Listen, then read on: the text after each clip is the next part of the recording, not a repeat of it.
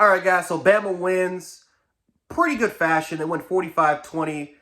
Hell of a game by Bryce Young. Bryce Young, especially because Bama did not have a good start at all. Matter of fact, Bryce Young didn't really have the best start at all, especially in the first quarter.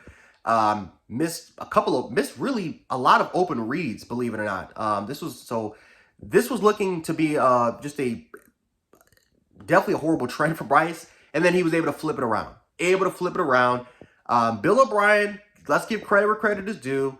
Even though this is most likely going to be his last game, this was one of his best play calling games, right? And even though he was not perfect, he was not 100% perfect, I give him a B. I give Bill O'Brien a B for play calling today, right? He made adjustments, especially in the second half. We took full advantage of it. Even though we led up to 21-10 in the first half, at the end of the day, Bryce Young was absolutely spectacular. Absolutely spectacular, and he showed why he should be the number one pick in the draft. Bryce Young, don't come back. Listen, I respect all of the Alabama legends. I respect a lot of their opinions and what they have to say. But Bryce Young should stay his ass. He should not be here. Go off to the NFL, get the $30 million, right? Don't risk injury coming back here. Especially because what happens if we retain Bill O'Brien? His contract is up pretty soon, but what happens if we retain him? Do you really want to risk Bryce Young playing in this offense again? I don't think so. Bryce Young, go off to the NFL, get the $30 million. I don't care that you never won a national championship as a starting quarterback, because you got a ring. Bryce Young does have a ring at the end of the day. Bryce Young he's won a Heisman. He's won the Doak Walker Award. He's won the Maxwell Award. He's pretty much won almost every major award you would potentially think of in college. There's nothing to it. Like I said, the only thing he does not have is a national championship as a starting quarterback. Because so what? Jalen Hurts, even though he started in the first half, he never finished, right, for the most part, right? Tua Tagovailoa never won a national championship as a starting quarterback. Granted, yes, he came in the second half, he beat Georgia. But it's not like he started the entirety of the game, right? Bryce Young has dealt with the most shitty situations possible, right? He's had one of the worst offensive lines in the Saban era, right? He's had one of the worst receiving cores in the Saban era. He had Jamison Williams and John Mechie for about a year, but lost both of them. Lost John Mechie in the SEC Championship game, and he lost Jamison Williams in the national title against one of the greatest defenses of all time.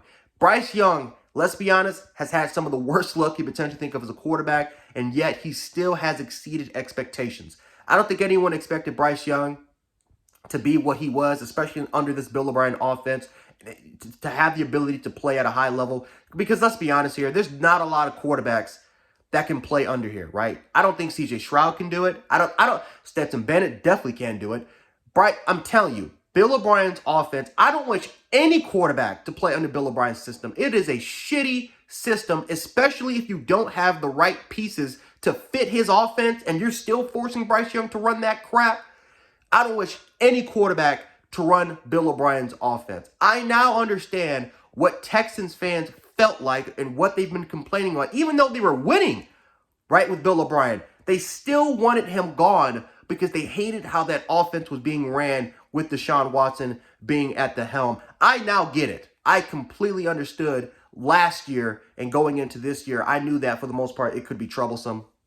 But no, Bryce Young, go off to the NFL.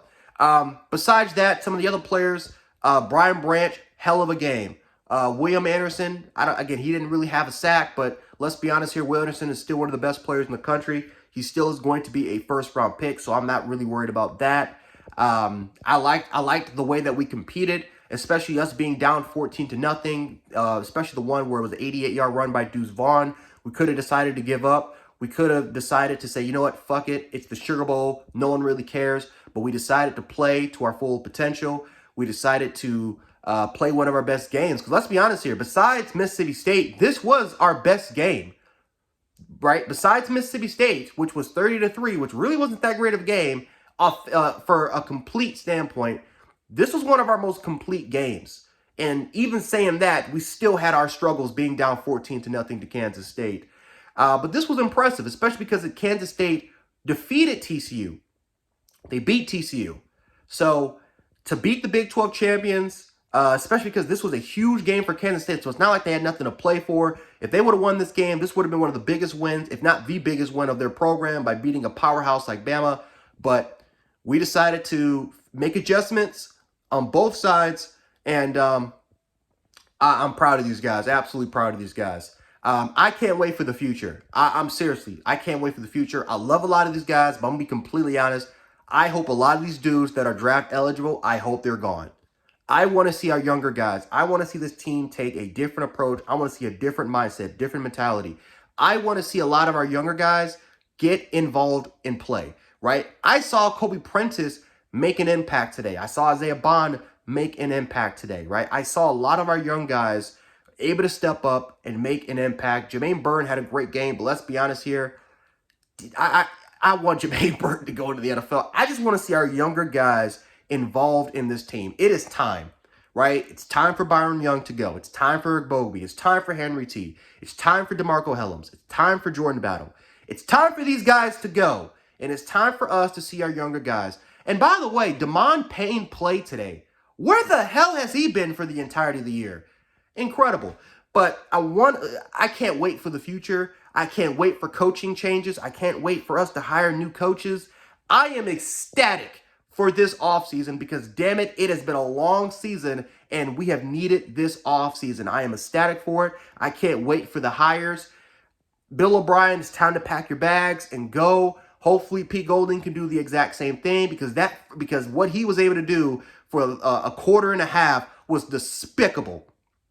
Absolutely despicable play calling by Pete Golding. Once again, showing you why he's one of the more, even though he's not bad, he's not great, he's not even good, he's average.